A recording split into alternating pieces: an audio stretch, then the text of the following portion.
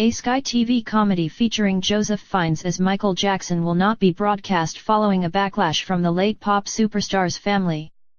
Fiennes was to portray the King of Pop as part of the Urban Myths series starting on January 19. But, earlier this week, Jackson's 18-year-old daughter Paris said she wanted to vomit after seeing a teaser clip of the actor as her father. Sky Arts has said it is dropping the episode, titled Elizabeth, Michael, and Marlon, adding the decision was supported by Fiennes.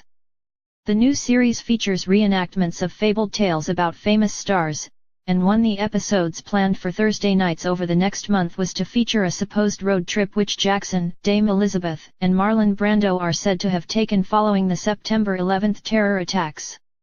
Shakespeare in Love star Fiennes was to play Jackson, Brian Cox was Brando, and Stockard Channing starred as Taylor, the famous actress who is Paris's godmother.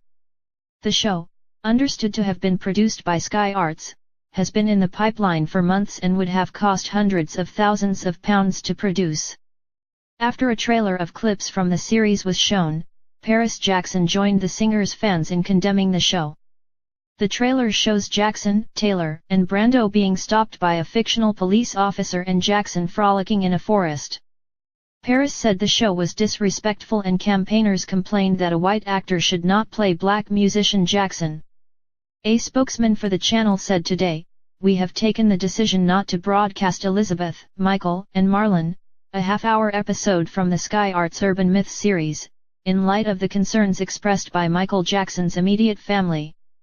We set out to take a light-hearted look at reportedly true events and never intended to cause any offense. Joseph Fiennes fully supports our decision.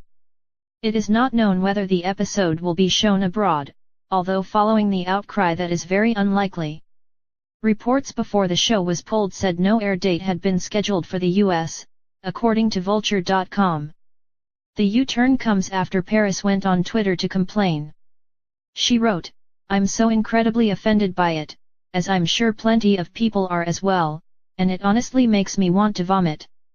It angers me to see how obviously intentional it was for them to be this insulting, not just towards my father, but my godmother Liz as well. Where is the respect? They worked through blood, sweat and tears for ages to create such profound and remarkable legacies. Shameful portrayal." She added, "He made a point of it plenty of times to express his pride in his roots. He would never have wanted this." A petition had been signed by more than 20,000 people to boycott the upcoming TV episode.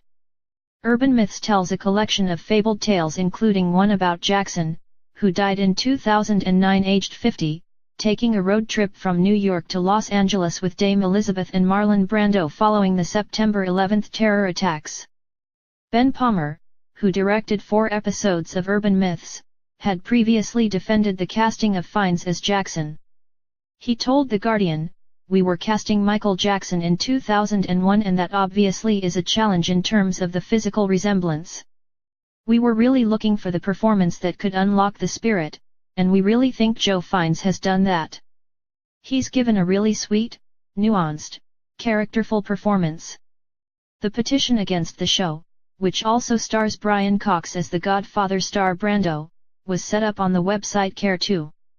It reads, "It's easy to see why the story would make a compelling film, but it's harder to understand why the actor best known for his role in Shakespeare in Love was the first choice to play one of the world's most iconic black musicians."